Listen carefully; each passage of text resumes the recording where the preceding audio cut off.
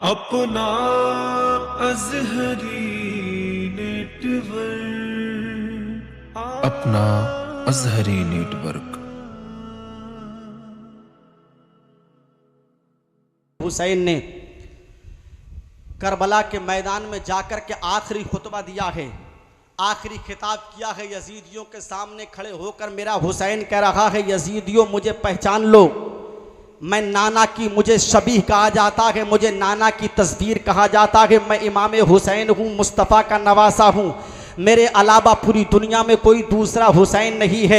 ऐ यजीदियों, अब भी तुम मेरी तरफ आ जाओ, मैं तुम पर अली असगर का खून माफ़ कर दूंगा, अली अकबर का खून माफ़ कर दूंगा। लेकिन शिमर ने जब इस आवाज़ को सुना था तो कहने लगा था, ऐ हुसैन, यहाँ पर हसब व नसब की बातें मत करो, तुम यहाँ पर अपने बारे में मत बताओ तुम कौन है। या तो अपना हाथ दे यजीद के हाथ में देने के लिए तैयार हो जाओ, या फिर जंग करने के लिए तैयार हो। भाई तू अपना 10 का नोट ले जा, लेकिन मेरी बात को सुन के चला जा। मैं इस 10 के नोट का कायल नहीं हूं, जो मैं कह रहा हूं बस आप वही सुन ले। मैं आपसे विनती करता हूं, रिक्वेस्ट करता हूं, अपील दरख्वास्त करता हूं, मैं ले दे के तो बोल रहा हूं, वरना मेरी ये तकरीर काफ़ी लंबी थी, मैं इसको शॉर्ट ही कर रहा हूं। बस आप हजरात सुन लें, आखिर में मैं समझ सकता हूं कि आप किसके नहीं आता। अगर मुझे यजीद की बैत करना होती तो हुसैन मदीना छोड़ के करबला नहीं आता। अगर मुझे यजीद की बैत करना होती तो मैं अपने खानदान के नन्हे नन्हे बच्चों को करबला में लेकर के नहीं आता। अरे तू उस यजीद पलीत की बात कर रहा है जिसके हाथ में हुसैन हाथ नहीं देगा, वक्त आ जाएगा तो अपना सर दे देगा। ये मेरा हुसैन करबला के मैदान में कह रहा है। लेकिन जब हुसैन पाक ने इतनी आवाज को बुलंद किया था तो यजीदियों से कहा था, ऐ यजीदियों, अब फिर आप लड़ने के लिए तैयार हो जाओ। तुम्हारी टीम के अंदर, तुम्हारी गैंग के अंदर, तुम्हारी यूनिटी और कमेटी के अंदर जो सबसे ज्यादा बहादुर, जिसको समझ के तुम लेकर के आए हो, उसको हुसैन के मुकाबले में भेज दो। जिसके ऊपर तुम तकिया लगा के आए हो, उस अपने सूरमा और धुरंधर को मेरे मुकाबले में लड़ाई लड़ने और मुझसे जंग करने के लिए भेज दो। ये मेरा हुसैन कह रहा था। लेकिन आपस में यजीदी एक दूसरे के कोनी मार रहे थे कि तू जा हुसैन के मुकाबले में, तू जा हुसैन के मुकाबले में। अकेले किसी के अंदर आने की वुसअत और कुव्वत, क्षमता, इस्तिताअत नहीं थी। लेकिन मेरा हुसैन यही कह रहा था, भेज दो अपने सबसे बड़े, जो तुम्हारा सबसे बड़ा सूरमा हो, जो तुम्हारा सबसे बड़ा रुस्तम समझ के जिसकर लेकर के आए हो। लेकिन आइए सुनते चले जाइएगा, इस्लाम के मुकद्दस शहजादों, यजीदी समझ रहे थे, अरे हुसैन ने सुबह से लेकर शाम तक 71 लोगों की लाशों को अपने कांधों पे उठाया है, तो हुसैन थक चुका होगा, हुसैन कमजोर हो चुका होगा। अरे उन्हें क्या पता थी, अरे उस बाप की पावरफुल औलाद है, शेर का बेटा ही शेर हुआ करता है। उन्हें क्या पता था, इसके बाप की शान तो ये थी, उसका बाप इतना पावर वाला था जिसने बाबे खैबर को अपनी उंगलियों पे नचाया था, जिसने अमर इब्ने बुत को पछाड़ा था, जिसके बाप की आमद अगर जंग में हो जाया करती थी तो तलवारों के सर नीचे झुक जाया करते थे। तभी तो मेरा इमाम कहता है, बहरे तस्लीम अली मैदान में सर झुके रहते हैं तलवारों के। उन्हें क्या पता था, शेर का बेटा भी शेर हुआ करता है। मेरे आका इमाम हुसैन के मुकाबले में जब कोई नहीं आ रहा था तो मेरा इमाम अपनी तलवार को चलाता है और यजीदियों के लश्कर को चीरता हुआ नहरे फुरात पे पहुंच जाता है। और मेरा हुसैन नहरे फुरात के पानी को चिल्लू में लेता है, और चिल्लू में लेने के बाद में यजीदियों की तरफ दिखा के जमीन पे मारता है। और यजीदियों से ये इशारों में कहना चाहता है, मेरा हुसैन, ऐ यजीदियों सुन लो, अरे तुम चाहते हो कि हुसैन पानी के लिए यहाँ पर आया है, तो हुसैन पानी के लिए नहीं आया है। हुसैन यहाँ पर कुर्सी के लिए नहीं आया है, हुसैन यहाँ पर हुकूमत के लिए नहीं आया है, बल्कि हुसैन यहाँ पर आया है तो नाना की शरीयत के लिए आया है। अरे तुम समझ रहे हो कि पानी पीने की बात है, अरे हुसैन का कब्जा पानी पे कल भी था और आज भी है। इस नहरे फुरात पे हुसैन का कब्जा कल भी था और आज भी है, सुबह कयामत तक रहेगा। तभी तो किसी ने कहा था, पानी की बात और ना दाने की बात थी, पानी की बात और ना दाने की बात थी, दोज़ख से आसियों को छुड़ाने की बात थी। पानी की बात होती तो बह जाती नदियां, पानी की बात होती तो बह जाती नदियां, कौसर के जाम हमको पिलाने की बात थी। नारे तकबीर, नारे रिसालत, नारे गौसियत, जिक्रे शहीद आजम, वसल के आला हजरत।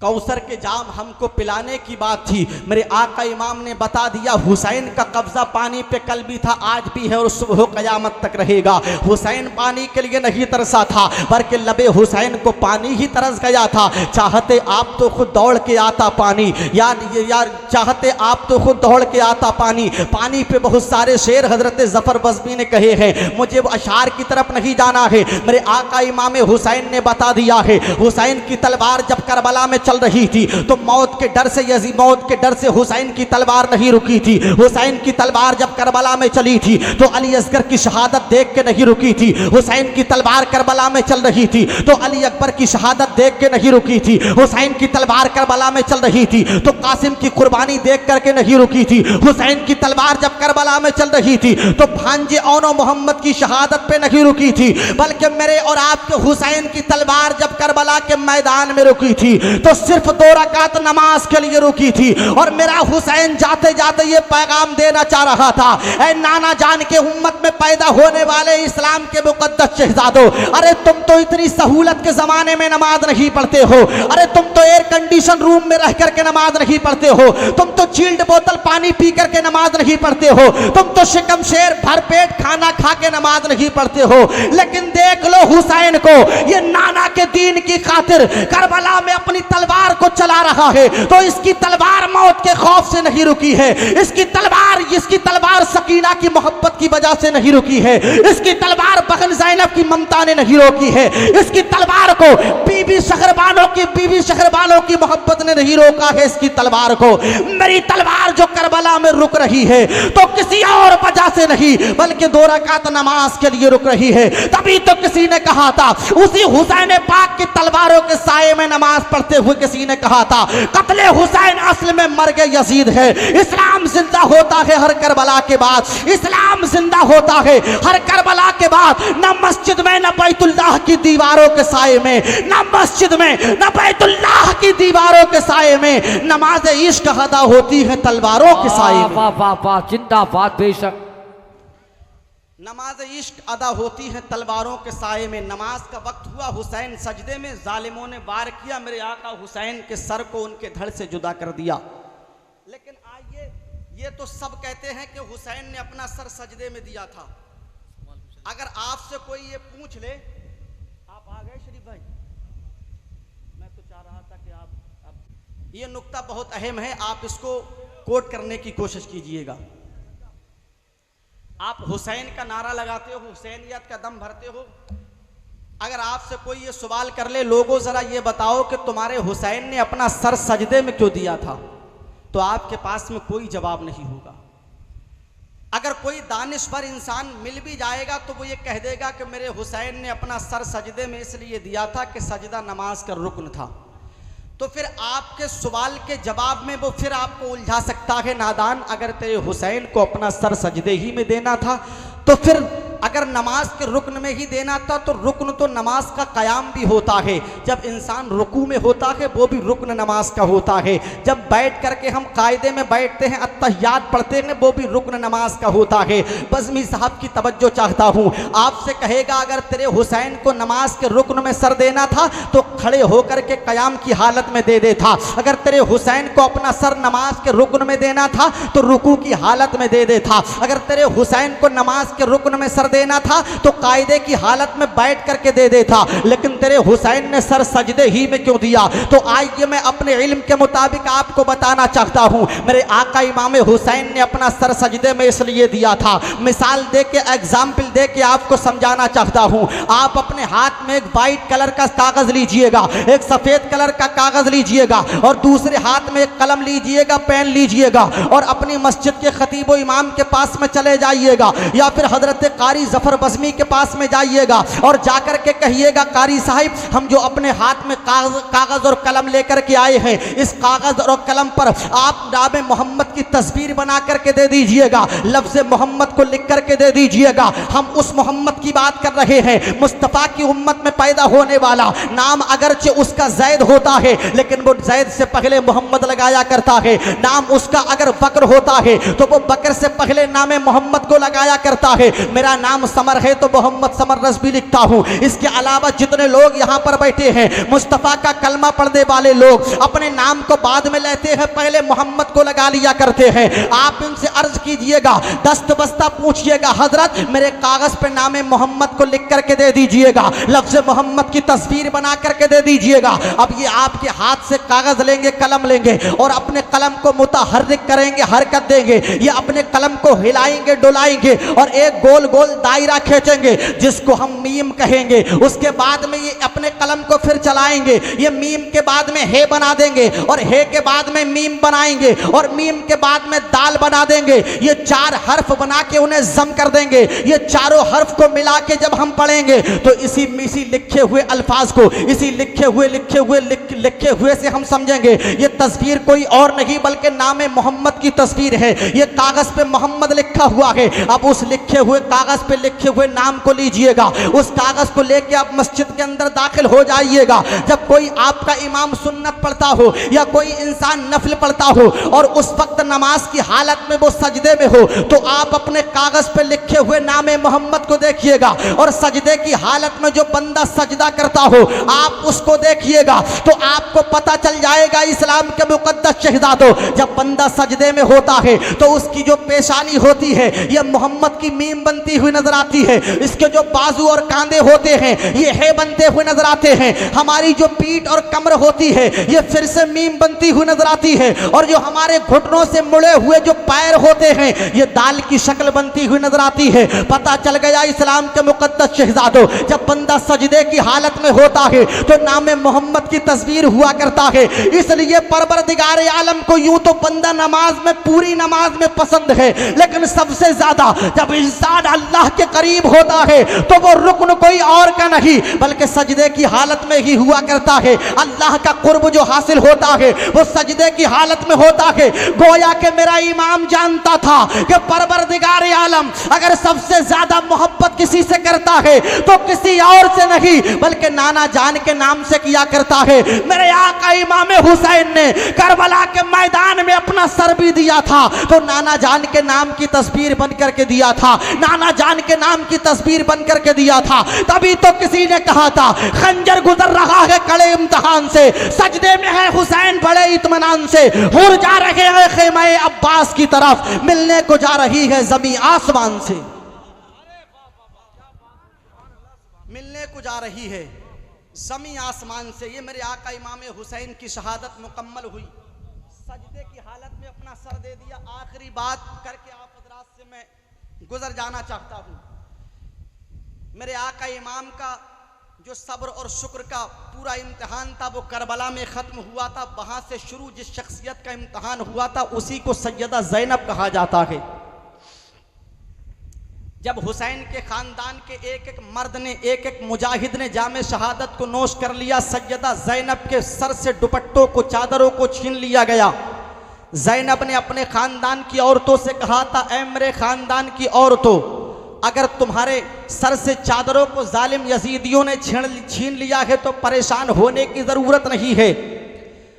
जो बाल अभी तक हम दुपट्टों से, चादरों से छिपाया करते थे, जो बाल हमें परवरदिगार आलम ने अपनी पीठ पे रखने के लिए दिए हैं, आज हमारे सर से चादरें, दुपट्टे छीन लिए गए हैं। ऐ मेरे ख़ानदान की बेटियों, ऐ हुसैन आज़म के ख़ानदान की बेटियों, तुम्हारे सर से दुपट्टे और चादरें छीन ली हैं, लेकिन अपने बालों को पीठ पे नहीं अपनी पेशानी पे रख लीजिएगा ताकि किसी जालिम यजीदी की गंदी नज़र तुम्हारे चेहरे पे न पड़ने पाए। मेरे आका इमाम हुसैन की बहन ज़ैनब ने अपने बालों से अपना पर्दा किया था, अपने खानदान की औरतों का पर्दा कराया था। ये थी सैयदा ज़ैनब जिसके तकवा व तहारत की मिसाल पूरी दुनिया मिलकर के नहीं दे सकती। मेरे आका इमाम हुसैन के, मेरे आका इमाम हुसैन के लुटे हुए काफले की जो सालार थी वो कोई और नहीं थी बल्कि सैयदा ज़ैनब थी। अब जालिम यजीदियों ने मेरे आका इमाम हुसैन के सरे नाज शरीफ को नेज़े पे बुलंद किया था। हुसैन के सर को नेज़े पे बुलंद करने के बाद में अपने आप तो वो आला किस्म के घोड़ों पे सवार हुए थे,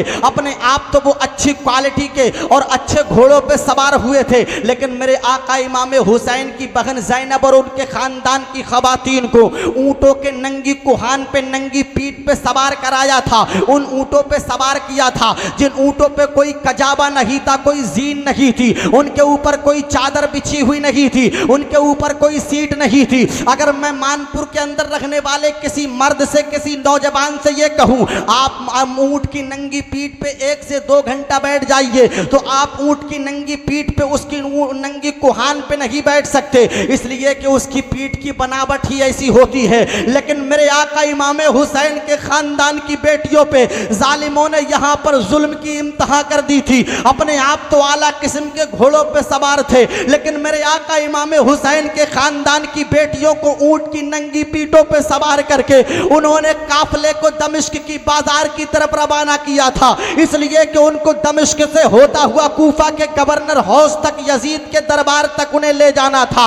अपने आप तो उनके पास में पीने के लिए पानी भी मौजूद था, उनके पास में खाना खाने के लिए मौजूद था, लेकिन मेरे आका इमाम हुसैन की बहन ज़ैनब के पास में पानी का भी इंतजाम नहीं था, खाने का भी इंतजाम नहीं था। अरे उनके ऊपर तो 3 दिन से उनके ऊपर जुल्म और तशद्दुद के पहाड़ तोड़े जा रहे थे, लेकिन कितनी बड़ी साबिरा और शाकिरा थी सैयदा ज़ैनब। दमिश्क के बाजार में काफला पहुंचता है, अपने आप तो यजीदी भेड़िए अपने काफले का पड़ाव वहां पर डालते थे जहां पर दरख्त की छांव हुआ करती थी, लेकिन मेरे आका इमाम की बहन सैयदा ज़ैनब का पड़ाव उस जगह पे डाला जाता था जहां पे सूरज अपनी किरणों को दिखाया करता था, जहां पर चटियल मैदान हुआ करता था। लेकिन दमिश्क के मैदान में जब पहुंचा था काफला, तो सुनते चले जाइएगा मिल्लत के नौजवानों, ये लोग तो ठंडा पानी पी रहे थे, ये जालिम यजीदी तो खाना भी खा रहे थे, दमिश्क के बाजार से शॉपिंग कर रहे थे, ये वहां पर अपने तरीके से खाने पीने के इंतजाम इनके पास में थे।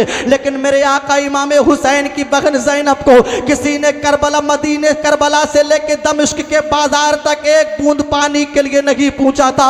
ज़ैनब क्या देखती है कि दमिश्क के बाजार में चटियल मैदान में उनके काफले का पड़ाव डला हुआ है, सामने एक बिल्डिंग है जो बनी हुई है, एक बंगला, एक ऊंची इमारत बनी हुई है, उसमें एक बूढ़ी औरत रहती है जो इतनी बुजुर्गी को पहुंच चुकी है, उसकी उम्र इतनी ढल चुकी है कि वो डंडे का सहारा लेके चलती है, वो अपनी झुकी हुई कमर से चलती है। उसने देखा है कि सामने जो काफला पड़ा हुआ है, इन कैदियों का जो काफला है, उनके पैरों में बेड़ियां पड़ी हुई है, हाथ जंजीर से जकड़े हुए हैं, उनके गले में तौक पड़ा हुआ है। लेकिन वो बूढ़ी अपनी बिल्डिंग से, अपने बंगले, अपनी इमारत से देख रही थी कि 3 दिन से इन कैदियों को न जाने कौन से जुल्म की सजा दी जा रही है। अपनी कनीज को बुलाती है, अपनी नौकरानी को बुला करके कहती है, ऐ मेरी नौकरानी, मेरी कनीज, मैं तुझे ये तबाक देती हूँ, ये तश्त देती हूँ। उस तश्त के अंदर पीने के लिए शरबत रख दिया है, खाना खाने के लिए रख दिया है, और वो बूढ़ी अपनी कनीज से कहती है जो सामने कैदियों का काफला है, उन्हें ले जा करके ये मेरा तोहफा दे दे।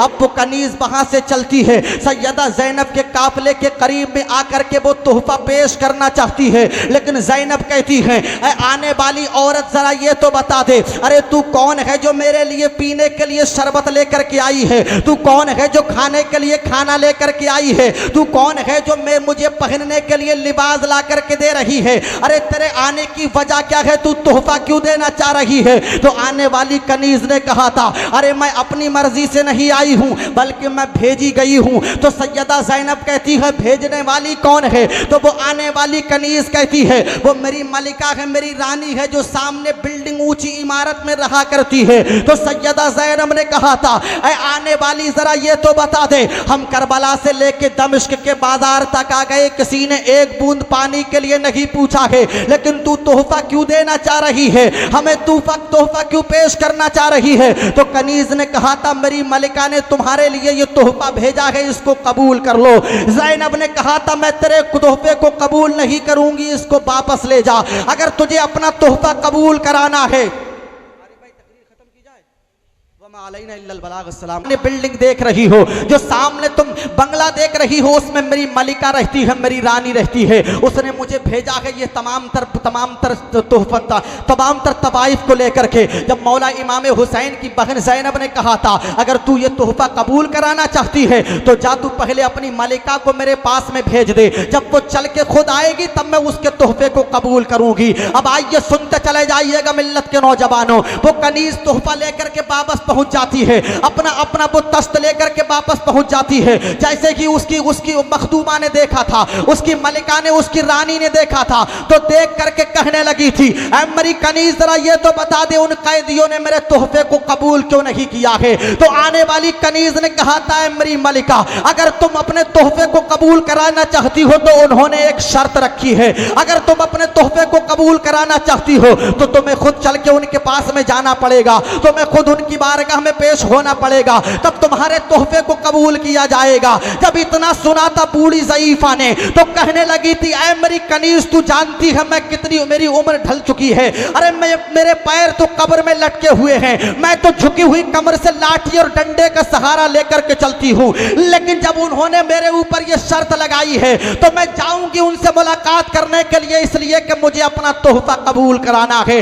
अब ये बूढ़ी औरत डंडे का सहारा लेके अपनी सीढ़ियों से नीचे आती है, अपने बंगले से नीचे आती है और आने के बाद में सैयदा ज़ैनब के पास में हाजिर हो जाती है। सैयदा ज़ैनब से पूछती है ऐ बेटी मैं तुम्हें ये तोहफा देना चाहती हूँ, मैं जानती तो नहीं हूँ तुम कौन है, तुम्हारे ऊपर जुल्म क्यों किया गया है और तुम्हें किस जुल्म की सजा दी जा रही है मुझे पता तो नहीं है, लेकिन मैं तुम्हें तुम्हारे चेहरे की चमक देखकर ये कहना चाहती हूँ कि तुम्हारा जो ताल्लुक है वो किसी आला घराने से है, जो तुम्हारा वास्ता है वो किसी ऊंचे घराने से है। अरे तुम्हारी रगों में जिसका खून दौड़ रहा है उसकी शान तो बड़ी निराली नजर आ रही है, इसलिए कि तुम्हारी पेशानी से नूर छलकता हुआ नजर आ रहा है। ऐ बेटी मैं तुम्हें जानती तो नहीं हूँ लेकिन मैं तुम्हें तोहफा देना चाहती हूँ, मेरे तोहफे को कबूल कर लो। सैयदा ज़ैनब ने कहा था आने वाली बूढ़ी औरत जरा ये तो बता दे तेरे तोहफा देने की वजह क्या है, तेरे तोहफा देने का उसूल क्या है, तेरे तोहफा देने का ज़ाब्ता क्या है। तो बूढ़ी ने कहा था बेटी अरे मैं तोहफा देना इसलिए चाहती हूँ कि मैं तुझसे कुछ दुआ कराना चाहती हूँ, पहले मेरे तोहफे को कबूल कर ले, उसके बाद में मैं तुझे बताऊंगी मेरी दुआ क्या है। तो सैयदा ज़ैनब ने कहा था ऐ बूढ़ी सुन ले, अरे वो दुनिया के और लोग होते हैं जो रिश्वत लेकर के काम किया करते हैं, वो दुनिया के और लोग होते हैं जो पहले खाना खाते हैं पीते हैं पैसे लेते हैं उसके बाद में इंसान के काम को किया जाता है। अरे हमारे बाबा की शान तो ये है अगर हमारे बाप ने पानी से सहरी की हो, रोजा रखा हो और पत्तों पे इफ्तार की हो, अगर हमारे बाबा जान ने पत्तों से सहरी करने के बाद रोजा रखा हो और पानी पे इफ्तार किया हो और हमारे दस्तरखान पे मगरिब की अजान के वक्त सिर्फ एक रोटी मौजूद हो और ऐसे आलम में अगर हमारे दरवाजे पे कोई भीख मांगने वाला भिखारी और साइल आ जाए तो मेरी माँ सज्जदा फातिमा खुद नहीं खाती है उस रोटी को, अपने बेटों को अपने बच्चों को नहीं खिलाती है वरने आने वाले भिखारी को दे दिया करती है। यह मेरे घराने की शान है। जब इस शान पे हामिद लखनवी की नजर पड़ती है तो लखनऊ की सरजमीन से हामिद लखनवी पुकार के कहते हैं ये दरबारे मोहम्मद है, यहाँ अपनों का क्या कहना, ये दरबारे मोहम्मद है, यहाँ अपनों का क्या कहना। यहाँ से हाथ खाली गैर भी जाया नहीं करते, खुद नहीं खाते हैं गैरों को खिलाते हैं। कितने साबिर हैं मोहम्मद के घराने वाले, ये मेरे मुस्तफ़ा का खानदान है, इस्लाम के मुकद्दस शहज़ादों। सैयदा ज़ैनब से बूढ़ी ने कहा था ऐ बूढ़ी मेरी बेटी तू मेरे तोहफे को कबूल कर ले, उसके बाद में मैं तुझे बताऊंगी कि मुझे तुझसे दुआ क्या कराना है। लेकिन सैयदा ज़ैनब ने कहा था वो और लोग होते हैं जो पहले खाते हैं पीते हैं तब कहीं जाकर के दुआ देते हैं, ये आज के ज़माने के पीर नहीं बल्कि पैर हैं जो पहले नजराना लेते हैं, जेब पर नजर रखने के बाद में जब मुरीदों की दुआ की जाती है तब मुरीदों के हक में दुआ की जाती है। लेकिन जिसके घराने की दहलीज की कनीज बनकर के पीर तरीकत रही हो, उसी घराने के मालिक को मौलाए कायनात दामादे पैगंबर कहा जाता है। और उन्हीं की बेटी से यह सवाल किया जाता है कि पहले तू हमारे तोहफे को कबूल कर ले, उसके बाद में तुझे बताया जाएगा। सज्जदा ज़ैनब ने बूढ़ी से कहा था, ऐ बूढ़ी बताओ तो सही तुम दुआ क्यों कराना चाहती हो? तो उस बूढ़ी ने कहा था, बेटी मैं एक जमाने पहले मदीने के अंदर नौकरी किया करती थी। मेरे आका इमाम हुसैन की बहन ज़ैनब ने बेवतनी की जिंदगी में वतन का नाम सुना था। आज अगर मानपुर का कोई भी इंसान सऊदी अरब या दुबई अगर काम करने के लिए चला जाए और उसको उसके शहर का इंसान मिल जाए और कहे कि मैं तेरी ही बस्ती से ताल्लुक रखने वाला हूं, तो इंसान अपनी बस्ती का नाम सुन के उसका दिल मसरत और शादमानी में झूमने लगता है। मेरी सज्जदा ज़ैनब करबला से लेके दमिश्क के बाजार तक पहुंच गई थी, लेकिन उसने किसी की जुबान से मदीने का नाम नहीं सुना था। नाना जान के मदीने का नाम अगर किसी बूढ़ी ने लिया है तो उनके दिल पर कैसी मशर्रत और शादमानी की किरणें फूटने लगी होगी। सज्जदा ज़ैनब ने कहा था, बूढ़ी बताओ तो सही मदीने में तुम क्या किया करती थी? तो बूढ़ी ने कहा था, अरे बेटी तू सुनना चाहती है तो सुन ले। मदीने के अंदर एक बड़ा आला घराना था, मदीने के अंदर बड़ा शान वाला घराना था, मदीने के अंदर बड़ा बिशान घराना था। ज़ैनब कहती है, बूढ़ी बताओ तो सही घराने के मालिक का नाम क्या था? तो बूढ़ी कहती है, उस घराने के मालिक का नाम था अली। अब एक बेटी ने अपने बाप का नाम सुना है लेकिन खामोश रही है। बूढ़ी से कहती है, ऐ बूढ़ी बताओ तो सही उस घर में और कौन कौन रहा करता था? तो बूढ़ी ने कहा था, उनकी बीबी रहा करती थी, उसका नाम था सैयदा फातिमा। अब बेटी ने माँ और बाप का नाम सुना है लेकिन खामोश रही है। अब बूढ़ी कहती है, ऐसा बेटी सुन लो, उस घराने के अंदर एक उनका बड़ा बेटा था जिसका नाम हसन था, उनका एक छोटा बेटा था जिसका नाम हुसैन था, उनकी एक बेटी थी जिसका नाम ज़ैनब था। ज़ैनब के सामने ज़ैनब का नाम लिया जा रहा है लेकिन ज़ैनब खामोश है। ज़ैनब के सामने उनके भैया इमाम हुसैन का नाम लिया गया लेकिन ज़ैनब खामोश है। ज़ैनब के सामने उनकी अम्मी जान सज्जदा फातिमा का नाम लिया गया है लेकिन ज़ैनब खामोश है।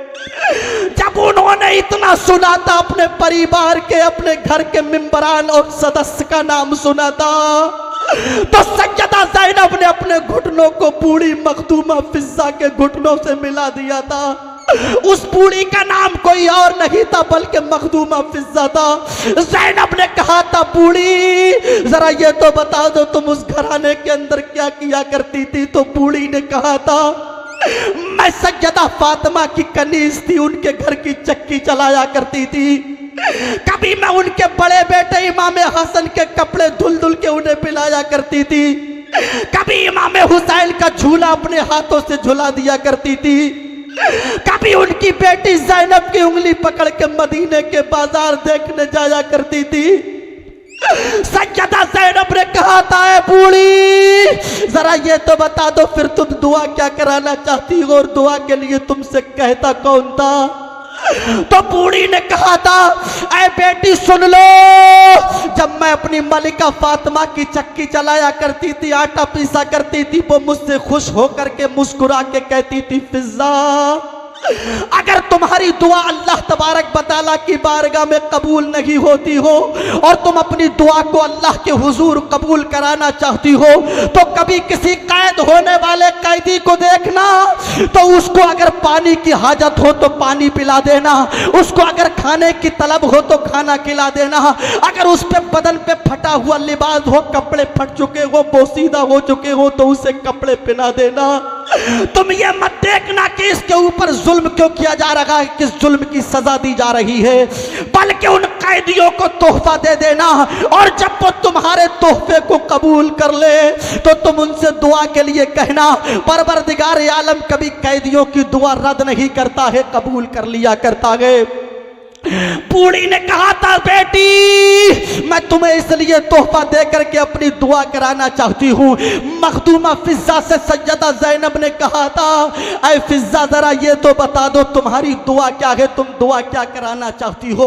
तो मखदूमा फिज़्ज़ा ने जो कहा था, मानपुर वालों अगर तुम्हारे सीने के अंदर दिल है और वो दिल अगर करबला के इमाम से प्यार करता है तो आज मेरी इस बात को आप तख्तिए दिल पे कंधा करने की कोशिश कीजिए। कीजिएगा। सैयदा ज़ैनब ने जब इतना पूछा था तो मखदूमा फिज़्ज़ा कहने लगी थी, ज़ैनब सुन लो, मेरी दुआ कोई और नहीं है, तुम मेरी हालत देख रही हो, मेरी उम्र कितनी हो चुकी है, मेरे पैर कब्र में लटके हुए हैं, मैं डंडे और लाठी का सहारा लेके चल रही हूँ, मेरे ऊपर अल्लाह का मौत के फरिश्ते को भेज दे, इसका कोई पता नहीं है। मेरी दुआ ये है, मैंने सुना है जिस अली के घर में मैं नौकरी किया करती थी, उनके बड़े बेटे हसन को जालिमों ने जहर दे के मार दिया गए, अब उनका एक बेटा हुसैन बचा है, उनकी बेटी सैयदा ज़ैनब बची है। ऐ बेटी, मेरी दुआ ये है कि मरने से पहले परवरदिगार आलम उसी इमाम हुसैन का दीदार करा दे और उनकी बहन ज़ैनब का दीदार करा दे। जब इतना कहा था मखदूमा फिज़्ज़ा ने, तो ज़ैनब ने कहा था, ऐ बूढ़ी सुन लो, अभी ज़ैनब के हाथ उठे नहीं है, अल्लाह ने तुम्हारी दुआ कबूल कर ली है। जो सामने नेज़े पे बुलंद सर देख रही हो, वो सर किसी और का नहीं, मौला इमाम हुसैन का सर है, और जो सामने तुमसे बात कर रही है, ये कोई और नहीं बल्कि सज्जदा तज्जबा ताहिरा सज्जदा ज़ैनब हुसैन की बहन है और फातिमा की बेटी है, जिस ज़ैनब को तुम देखना चाहती थी। जब इतना सुना था, अरे उसी हुसैन का सर कटा हुआ देखा था फिज़्ज़ा ने, जिसको अपने हाथों से झूला झुलाया करती थी, तो फिज़्ज़ा पे कशीदारी हो जाती है, कश्क खा के जमीन पे गिर जाती है। तभी तो सरे हुसैन को नेज़े पे देख के किसी शायर ने कहा था, अली का लाडला तेवर दिखा के चलता है, शहीद होके भी कुरान सुना के चलता है। सरे हुसैन ने नेज़े से कर दिया ऐलान, जो जीतता है वही सर उठा के चलता है। सरे हुसैन ने नेज़े से कर दिया ऐलान, जो जीतता है वही सर उठा के चलता है। यह पूरा काफिला दमिश्क के बाजार से कूफा के गवर्नर हाउस यजीद के दरबार तक पहुंच गया। अब यजीद ने इन तमाम तर अहले बैत अतहार के लोगों को अलग अलग कमरों में बंद किया है। एक कमरे में सैयदा सकीना और बीमार ज़ैनुल आबिदीन को, दोनों को एक ही कमरे में बंद किया। सकीना ने इख्तिसार के साथ, सकीना ने अपने भाई ज़ैनुल आबिदीन के दामन को पकड़ के कहा था, भैया मुझे तुमसे कुछ सवाल करना है। तो ज़ैनुल आबिदीन ने कहा था, मेरी बहन सकीना, तुझे पता है हम कितने बड़े इम्तहान से गुजर रहे हैं, हमारा इम्तहान कितना सख्त चल रहा है। मेरी बहन सकीना, तू मुझसे सवाल क्या करना चाहती है, तेरा सवाल क्या है? बहन सकीना बता तो सही, इस वक्त में तू मुझसे सवाल मत कर, मैं खुद इस वक्त बड़ी ही परेशानी के आलम में हूँ। मुझे बाबा जान की कभी याद आती है, कभी अपने भैया अली अकबर की याद आती है, कहीं पर नन्हे से अली असगर की याद आती है। मेरी बहन सकीना, तू सवाल क्या करना चाहती है? तो सकीना जिद पे अड़ गई थी, जिद्दोजहद का सिलसिला आगे बढ़ता जा रहा था। इतने में फूफी जान सैयदा ज़ैनब आई हैं, आकर के कहती है, मेरे भतीजे ज़ैनुल आबिदीन, तू अपनी बहन सकीना का जवाब क्यों नहीं दे देता है? अरे इसके सवाल के जवाब तो दे दे। सकीना से जब इतना कहा, ज़ैनुल आबिदीन से जब इतना कहा था ज़ैनब ने, तो बीमार ज़ैनुल आबिदीन कहने लगे थे, मेरी बहन सकीना बता तो सही, तेरा सवाल क्या है? तो सकीना ने कहा था, भैया ज़ैनुल आबिदीन, मुझे ये बताओ कि प्यास की मंजिलें कितनी हुआ करती हैं, प्यास के स्टेज कितने हुआ करते हैं, प्यास की डिग्री कितनी है, प्यास के जीने और सीढ़ी कितने हैं, प्यास के क्लास कितने हैं, प्यास के जो स्टेज है वो कितने हैं। जब इतना कहा था सकीना ने ज़ैनुल आबिदीन थे, तो ज़ैनुल आबिदीन की आंख से आंसू सावन और भादों की तरह जमीन पे टप टप करने लगे थे। ज़ैनुल आबिदीन कहते हैं, मेरी बहन सकीना, अगर तू सुनना चाहती है तो सुन ले। अरे प्यास की 4 डिग्रियां हैं, प्यास की 4 मंजिलें हैं। सकीना ने कहा था, भैया ज़ैनुल आबिदीन, जरा ये तो बता दो प्यास की पहली मंजिल क्या है? तो ज़ैनुल आबिदीन ने कहा था, सकीना, प्यास की पहली मंजिल सुनना चाहती है तो सुन ले। अरे प्यास की पहली मंजिल वो होती है, इंसान को इतनी प्यास लगी हो, इतनी प्यास लगी हो, इतना प्यासा हो इंसान कि उसको प्यास ने इतना निढाल कर दिया हो, इतना परेशान कर दिया हो, प्यास की वजह से अगर वो पूरा पश्चिम उत्तर दक्षिण शिमाल जुनूब मगरिब व मशरिक जिधर भी चहर जाने अपनी नजर को दौड़ाए, तो प्यास की वजह से उसे कुछ और नहीं, चारों तरफ धुआं ही धुआं नजर आए। इसको प्यास की पहली मंजिल कहा जाता है। जब ज़ैनुल आबिदीन ने इतना कहा था तो सकीना ने कहा था भैया ज़ैनुल आबिदीन मैं समझ गई, मेरा भाई कासिम करबला के मैदान में प्यास की पहली मंजिल पे था, इसलिए कि कासिम को जब प्यास लगी थी तो कासिम कहते थे बाबा जान मुझे इतनी प्यास लगी है, इतना प्यास ने मुझे निढाल कर दिया है, मैं अपनी आंखों की नजर जिधर भी दौड़ाता हूं मुझे धुआं धुआं नजर आ रहा है, कुछ भी नजर नहीं आता। समझ गई सकीना मेरा भाई कासिम प्यास की पहली मंजिल पे था। अब सैयदा सकीना ज़ैनुल आबिदीन से कहती है भैया जरा ये तो बताओ प्यास की दूसरी मंजिल क्या है? तो ज़ैनुल आबिदीन ने कहा था मेरी बहन सकीना सुनना चाहती हो तो सुनो, अरे प्यास की दूसरी मंजिल वो है जब इंसान इतना प्यासा हो, इतना प्यासा हो, इतना प्यासा हो, प्यास ने उसको इतना निढाल कर दिया हो, उसकी जुबान सूख करके कांटा हो चुकी हो, गर्ज के अगर अपनी जुबान को तालू से लगाए तो तालू से चिपक जाए, अगर अपनी जबान को नीचे की सतह से लगाए तो नीचे चिपक जाए, और अगर अपनी जुबान को तर करने के लिए किसी दूसरी जुबान का सहारा ले तो अपनी जुबान से ज्यादा सूखी हुई चूसने वाले की जबान नजर आए। सकीना ने बरजस्ता अर्ज किया था मेरे भैया ज़ैनुल आबिदीन बस समझ गई, मेरा बाबा हुसैन और मेरा भैया अली असगर प्यास की दूसरी मंजिल पे थे। जब अली अकबर को जब करबला के मैदान में प्यास ने निढाल किया था तो अली अकबर कहते थे बाबा जान मेरी जुबान सूख करके कांटा हो गई है, मुझे प्यास ने निढाल कर दिया है, ऐ मेरे बाबा हुसैन पाक अगर तुम अपनी जुबान चुसा करके अपने बेटे अली अकबर की जुबान को तर कर दो तो तुम्हारा ये बेटा फिर से करबला के मैदान में लड़ने के लिए तैयार रहेगा और खूने मौला अली के तेवर को दिखाएगा, अपनी बहादुरी के जौहर को दिखाएगा।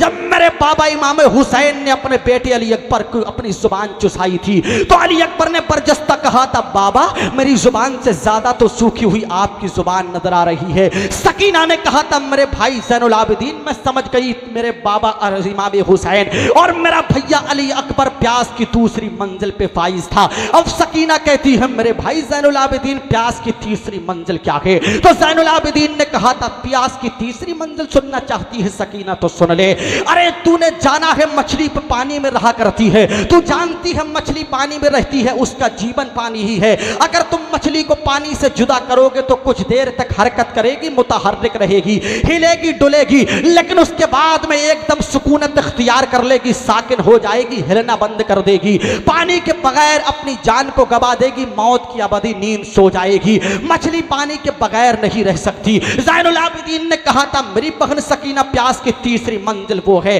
इंसान इतना प्यासा हो, इतना प्यासा हो, इतना प्यासा हो, प्यास ने उसको इतना निढाल कर दिया हो कि प्यास की वजह से कुछ देर तक मुतहर्रिक हो जाए, कुछ देर तक उसका जिस्म हरकत करे, उसके बाद में साकिन हो जाए, सुकूनत इख्तियार करके वो अपनी जान को गवा दे, मौत की अबदी नींद सो जाए। सकीना कहने लगी थी ज़ैनुल आबिदीन मैं समझ गई मेरा भैया नन्ना सा अली असगर प्यास की तीसरी मंजिल पे था।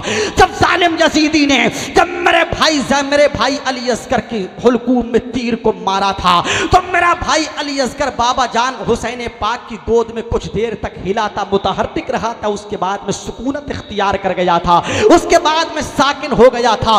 मैं समझ गई मेरा भाई अली असगर प्यास की तीसरी मंजिल पे फाइज था। मेरे भाई ज़ैनुल आबिदीन अब आखिरी मर्तबे आखिरी सवाल का जवाब दे दो, मेरी तकरीर के भी आखिरी जुमले हैं। ज़ैनुल आबिदीन जरा ये तो बता दो प्यास की चौथी मंजिल कौन सी है? सुनते चले जाइएगा मानपुर के अंदर बार रहने वालों, प्यास की चौथी मंजिल कितनी सख्त हुआ करती है। ज़ैनुल आबिदीन ने कहा था मेरी बहन सकीना अगर तुम सुनना चाहती हो प्यास की चौथी मंजिल तो सुन लो, इंसान को इतनी प्यास लगी हो, इतनी प्यास लगी हो, इतनी प्यास लगी हो, प्यास ने उसको इतना परेशान, इतना निढाल कर दिया हो कि पानी ना मिलने की वजह से उसका गोश्त उसकी हड्डियों से जुदा हो चुका हो, यानी कि गोश्त ने हड्डियों को छोड़ दिया हो, हड्डियों ने गोश्त को छोड़ दिया हो।